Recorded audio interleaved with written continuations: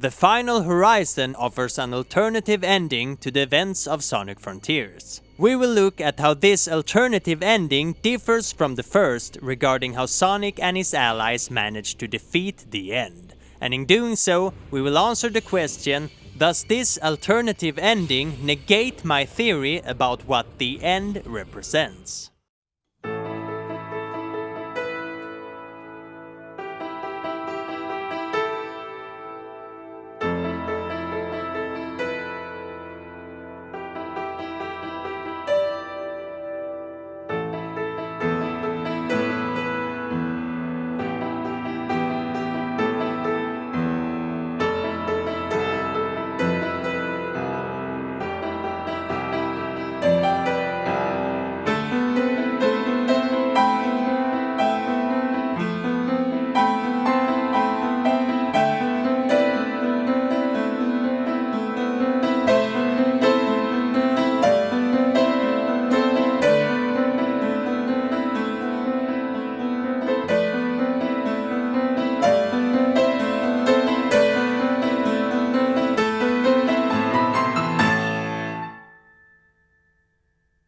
This is a follow-up of my initial analysis of the End, in response to the alternative ending we are presented with in the Final Horizon update. If you have not watched part 1 of this analysis, I suggest you do so. Otherwise, I will start with a quick recap.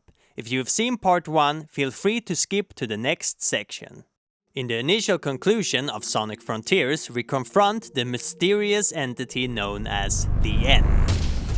The same entity responsible for the demise of the Ancients. In part 1 of this analysis, I argued that the End represents the Great Filter. The Great Filter is a concept that aims to explain why the human race have not yet encountered any extraterrestrial lifeforms, despite the likelihood of extraterrestrial lifeforms having reached farther than the human race in terms of technological progress. It states that no civilization can pass a certain level of technological achievement. The civilization will inevitably destroy itself before reaching the technological level required for interstellar colonization on a large scale.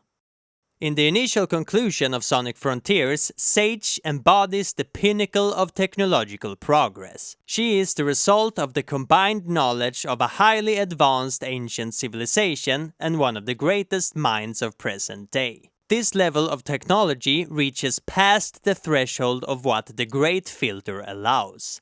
The only way to defeat the End is for Sage to sacrifice herself. And by doing so, the Ancients' knowledge is yet again banished from the physical realm, and remains sealed away in cyberspace like before.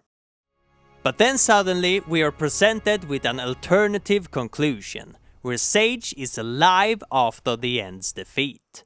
Now, how is that possible? Does this mean I was wrong in my initial analysis? No. We're going to go through the differences between the initial conclusion and the alternative, and in doing so, I will try to convince you that both of them align completely with my initial theory. In the first endgame, Sonic is going at it solo, collecting the Chaos Emeralds himself for the final showdown, with some help from Eggman. He then proceeds to defeat Supreme, the last Titan. Sage takes control over the pacified Titan as the End emerges. The End is ultimately defeated with Sage's sacrifice. In the alternative conclusion, Sage suggests an alternative approach, where Sonic's friends are brought back from their entrapment in cyberspace. The Chaos Emerald search is then delegated to Amy, Tails and Knuckles. This allows Sonic to converse with the spirits of the Ancients. He undergoes a series of trials in order to convert his cyber corruption into a tool to defeat the End. The details around what is actually happening here are really vague, but if you're on board with my theories so far, it will make sense at the end of this analysis.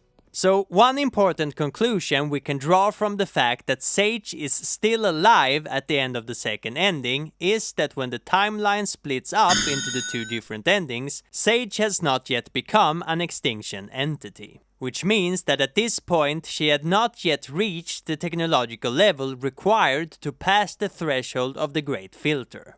Now, we know that she at this point had already absorbed a lot of the Ancients' technology through cyberspace, but apparently this was not enough to pass the threshold. So this means that at some point during the endgame of the first ending, she is exposed to a more advanced technology than what can be found in the digital realm.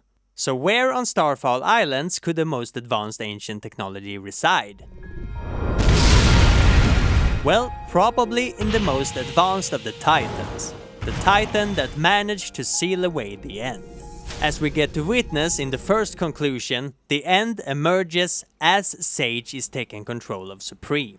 It is at this point that Sage is exposed to the most advanced of the Ancients' technology. It is at this point that she becomes an Extinction Entity. Sonic, Eggman and Sage knew that they were up against an immensely powerful enemy, but they did not yet know what that enemy was. They decided that Sage should take control of Supreme to give them the best possible chance to succeed in the fight against this yet undefined enemy. And in doing so, they created the enemy they were preparing to fight. So this begs the question, why does the end appear in the alternative ending as well?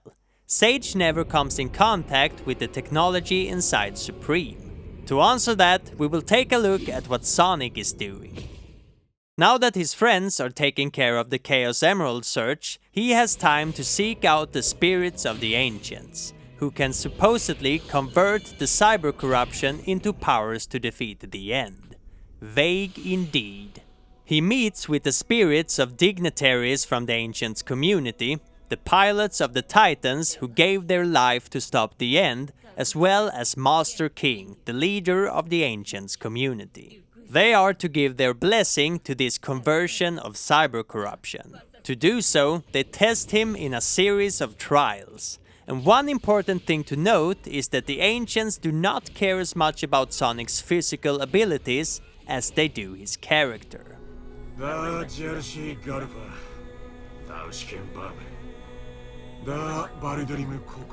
Now I think we're ready to answer the question, what is it that the spirits of the Ancients is giving to Sonic?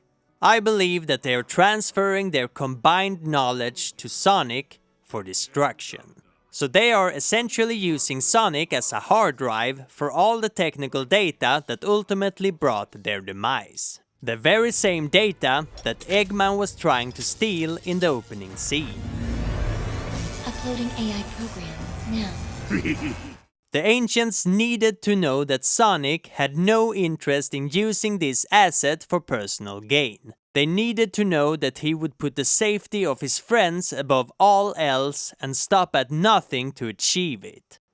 Now, this raises a few questions. Why can't the Ancients just delete the data themselves? Well, they're gone. They cannot interact with the world. What we're witnessing with the trials is likely part of a predefined safety mechanism that would only allow access to the data to someone meeting very specific requirements in case of an emergency. Why does Sonic not destroy the data immediately and be done with it? Well, first of all, for safety reasons, Sonic is not informed about what exactly it is he is receiving. And secondly, as we concluded earlier, there is one more place that houses the Ancients' technology. Supreme. The final battle starts off just like in the first ending. You fight Supreme, but as it is defeated, Sage does not take control over it, but the end still appears. This is because at this point, all the Ancients' defense mechanisms have been disabled. All the Ancients' technology is up for grabs. This shell was once my prison. Now it shall be the avatar of my return. What remains is to destroy the data housed in Supreme as well as the data carried by Sonic. In the final scene of the fight, we see Sonic charging for the final blow. In doing so, we see the Ancients' data starting to burn away from his body. Eggman aims the cannon at Supreme and fires. As Sonic penetrates its protective shell, destroying the remaining pieces of the Ancient's technology, the last fragments of data carried by Sonic is being burned away. The Ancient's technology is gone. The end has been defeated.